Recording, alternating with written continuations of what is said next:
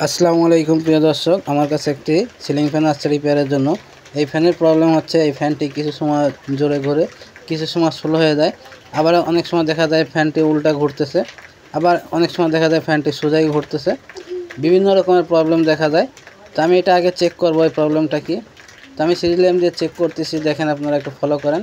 এই ফ্যানটি সম্পূর্ণরূপে বডি হয়ে গেছে। আর যখনই এই ফ্যানটি বডি হয় তখনই কিন্তু ফ্যানটি আস্তে চলে, স্লো চলে অথবা উল্টা ঘুরে। আবার যখন বডি ছাড়া যায় তখন কিন্তু আবার ফ্যানটি ঠিক মতো চলে। তো এই বডি হওয়ার কারণ কি, কীভাবে রিপেয়ার করতে হয়, এগুলো সব A to Z দেখতে পারবেন এই ভিডিওতে।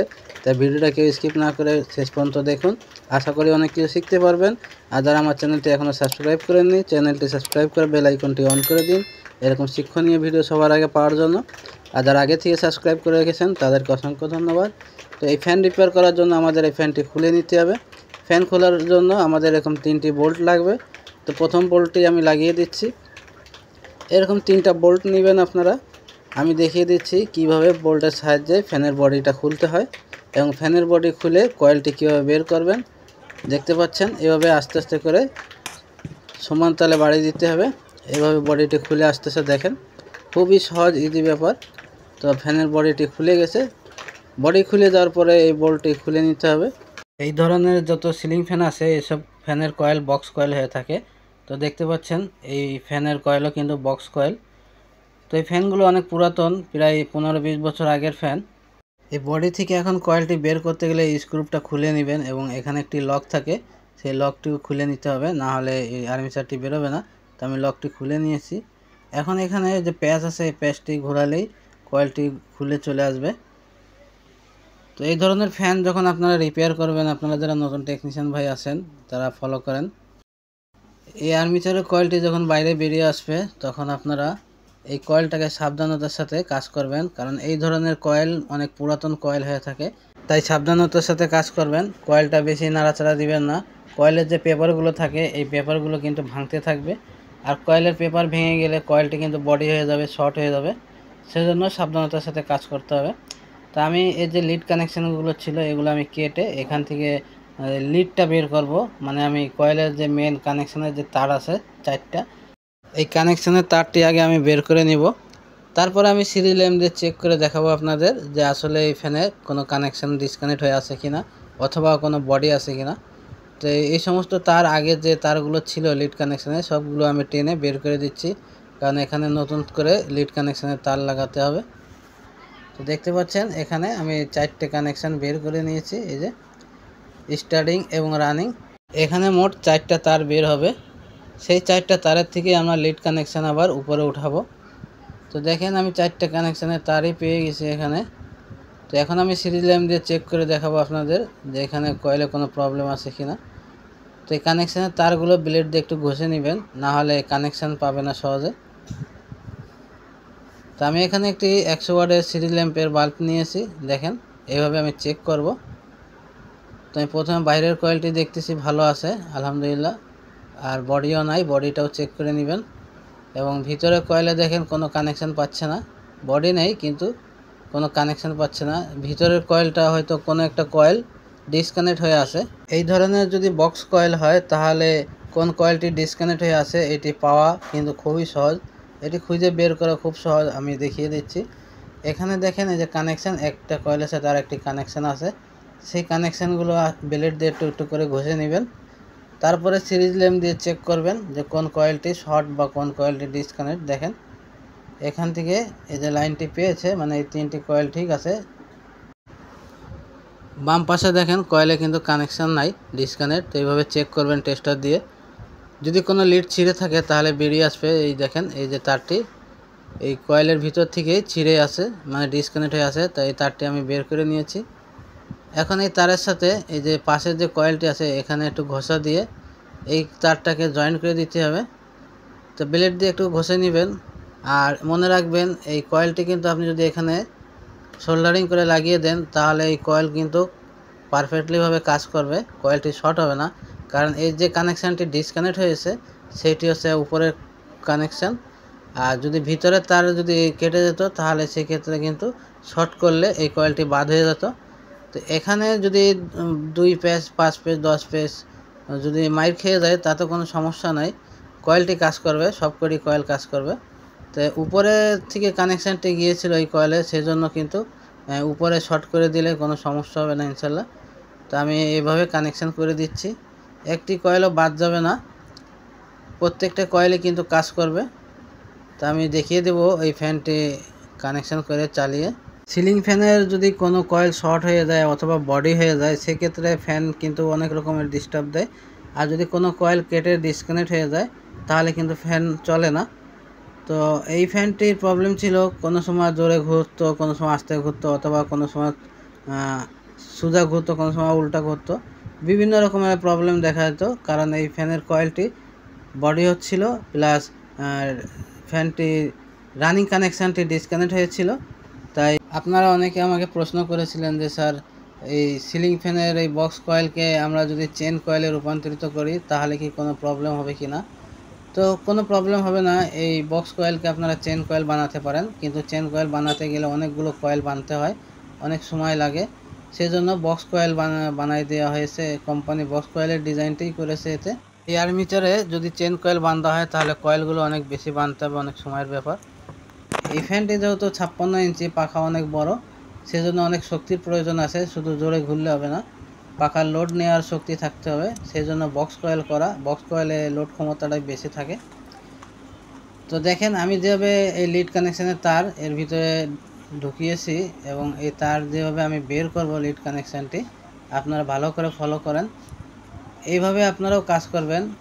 এই ফ্যানের বডি যেন না হয় সেজন্য এখানে আমি 3 নম্বর স্লিপিং টিউব দিয়ে দিচ্ছি। এখানে স্লিপিং টিউব না ব্যবহার করার কারণে এই তারগুলো কিন্তু বডি হয়ে গেছিলো। এই সিলিং ফ্যানগুলো যখন চলে তখন এই আর্মিচারটা অনেক হিট হয়, গরম হয়ে যায়, তখন এই লিড কানেকশানের যে তারগুলো থাকে, এই যে উপরে যে প্লাস্টিকের কাভার থাকে, এই কাভারগুলো হিটের কারণে গলে একে অপরের সাথে শর্ট হয়ে যায়, সেজন্য ফ্যানটি প্রবলেম করে। তো এখানে অবশ্যই স্লিপিং টিউব দিয়ে দিবেন আলাদা আলাদা করে। আমি যেভাবে দিচ্ছি দেখেন, এই মাপের স্লিপিং টিউব দিয়ে দিবেন। কয়েলের যে 4টি তার ছিল সেই তারের সাথে এই লিড কানেকশানের তারের সাথে আমি কানেকশান করে দিচ্ছি। দেখেন এবার ভালো করে সুন্দর করে তারটি পেঁচিয়ে এখানে সোল্ডারিং করতে হবে। আরও একটি কথা আমি সবসময় বলে থাকি, আপনারা যারা নতুন টেকনিশিয়ান ভাই আছেন তারা ধৈর্য সহকারে কাজ করবেন। অনেকে আমাকে আপনারা প্রশ্ন করেন, কমেন্ট করেন যে স্যার আমরা এই কাজগুলো করতে যেয়ে ধৈর্য হারা হয়ে যায়, ভালো লাগে না। তো এইসব কাজ করতে গেলে আপনাদের যে জিনিসটা প্রয়োজন হবে সেটি হচ্ছে ধৈর্য। অবশ্যই ধৈর্য সহকারে কাজ করবেন এবং সময় নিয়ে কাজ করবেন, কাজগুলো ভালো হবে ইনশাল্লাহ। তো দেখতে পাচ্ছেন আমি যেভাবে লিড কানেকশান করেছি, আপনারা এভাবে লিড কানেকশান করে এই টিউবগুলো টেনে দিবেন, দিয়ে 4টি কানেকশানের তার এখানে গুছিয়ে সুন্দর করে বেঁধে দিতে হবে। আমি যেভাবে করেছি দেখতে পাচ্ছেন, এখানে টিউব দিয়ে আমি লিড তারটি উপরে বের করে নিয়েছি। এখন আমাদের এই কানেকশানটি করাটি ঠিক হয়েছে কিনা এটি আমি আবার সিরিয়াল ল্যাম্প দিয়ে চেক করে আপনাদের দেখিয়ে দিব যে আর্মিচারের সাথে কয়েলের কোনো কানেকশান আছে কিনা, শর্ট আছে কিনা। তো দেখতে পাচ্ছেন কোনো বডি নাই, শর্ট নাই, সিরিজের বাল্বটি জ্বলতেছে। তো এটি এখন কয়েলটি কমপ্লিট হয়ে গেছে। কয়েলটি যখন কমপ্লিট হয়ে যাবে, এই ধরনের পুরাতন কয়েল হলে ভালো করে বার্নিশ দিবেন বেশি করে। আমি এখানে বেশি করে বার্নিশ দিয়ে দিচ্ছি। আপনারা কি করবেন যে এই কয়েলগুলো যেখানে পেপার নষ্ট হয়ে গেছে সেই সব জায়গায় ফাঁকে ফাঁকে বার্নিশ দিয়ে দিবেন যেন পরবর্তীতে শর্ট না হয়। তো আমি যেখানে দিয়েছি দেখতে পাচ্ছেন এখানে কিন্তু পেপার নাই, পেপার যেখানে নাই সেখানে একটু বেশি করে বার্নিশটি ঢেলে দিবেন। আর অবশ্যই বার্নিশটি পাতলা করে নেবেন একটু, আবার এত পাতলা করা যাবে না যে বার্নিশটি সাথে সাথে নিচের দিকে পড়ে যায়। স্বাভাবিক পাতলা করবেন যেন বার্নিশটি তাড়াতাড়ি শুকিয়ে যায় এবং গায়ে লেগে যায়। বার্নিশ করা হয়ে গেলে ফ্যানটি সেট করার আগে অবশ্যই শুকিয়ে নেবেন, বার্নিশ রোদে দিয়ে হোক আর হিট দিয়ে হোক শুকিয়ে নেবেন। তা আমি এটি 2-3 ঘন্টা রোদে রেখেছিলাম, শুকিয়ে গেছে। এখন আমি ফ্যানটি ফিটিং করব। ফ্যান ফিটিং করারও কিছু পদ্ধতি আছে, যারা নতুন টেকনিশিয়ান ভাই আছেন দেখেন কীভাবে ফ্যানটি সেট করতে হয়, কীভাবে ফ্যান খুলবেন আমি দেখিয়েছি প্রথমে। এখন শেষেরটা দেখেন ফ্যান কীভাবে বডি সেট করতে হয়। তো ফ্যানের উপরের যে বডিটা থাকে ওই বডিটা আগে সেট করে নেবেন, এরপরে ফ্যানের যে হ্যান্ডেল আছে ক্যাপাসিটার বক্স ওইটা সেট করে নিতে হবে। এভাবে ঘোরাবেন, হাত দিয়ে ঘুরিয়ে প্যাচ যতটুকু আসে যতটুকুই নেয় ততটুকু দিবেন। দেওয়ার পরে এখানে একটি লক থাকে, একটি স্ক্রু থাকে, এগুলো অবশ্যই মনে করে দিয়ে দিবেন, কারণ এই লক এবং এখানকার যে স্ক্রু আছে এটি হচ্ছে সেফটির জন্য, যেন ফ্যান খুলে পড়ে না যায়। সেজন্য দেওয়া থাকে।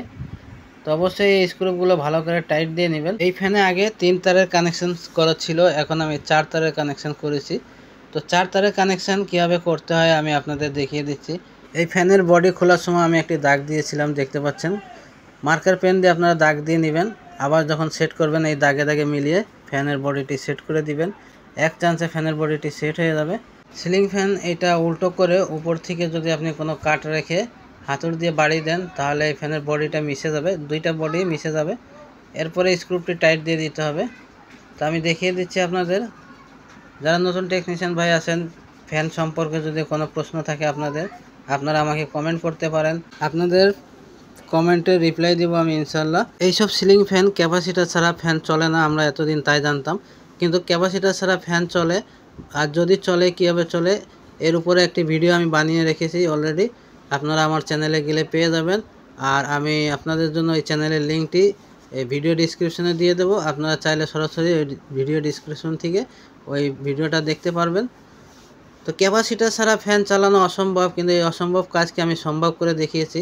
ক্যাপাসিটার ছাড়াই ফ্যান চলে, আপনারা চাইলে ওই ভিডিওটা দেখতে পারেন। এখন আমি এখানে যে 4 তারের কানেকশান বের করেছি, দুটো তার আমি কমন করে দিয়েছি, স্টার্টিং এবং রানিংয়ে দুটো তার কমন করে দিয়েছি এবং দুটো তার ক্যাপাসিটারের ভিতরে দিয়েছি, দেখতে পাচ্ছেন। উল্টো এবং সোজা আমি দুই দিকে ঘুরিয়ে দেখিয়ে নিলাম যে কোন তারে কানেকশানটি দিলে ফ্যানটি সোজা চলবে। এখানে একটি লাল তার একটি সবুজ তার আছে। তো লাল তারে কানেকশান করার সাথে ফ্যানটি সোজা ঘুরতেছে এবং সবুজ তারে কানেকশান দেওয়ার সাথে ফ্যানটি উল্টা করতেছে। তো যেহেতু আমাদের ফ্যানটি সোজা চালানোর দরকার, সেজন্য আমরা লাল তারের সাথে কানেকশান করে দিচ্ছি, দেখতে পাচ্ছেন। যদি আপনাদের কোনো প্রশ্ন থাকে আমাকে কমেন্ট করবেন, আপনাদের কমেন্টে রিপ্লাই দেওয়ার চেষ্টা করব ইনশাল্লাহ। আর ক্যাপাসিটার ছাড়াই ফ্যান চলে, বর্তমানে এখন কলিযুগ যুগ, অনেক কিছুই সম্ভব।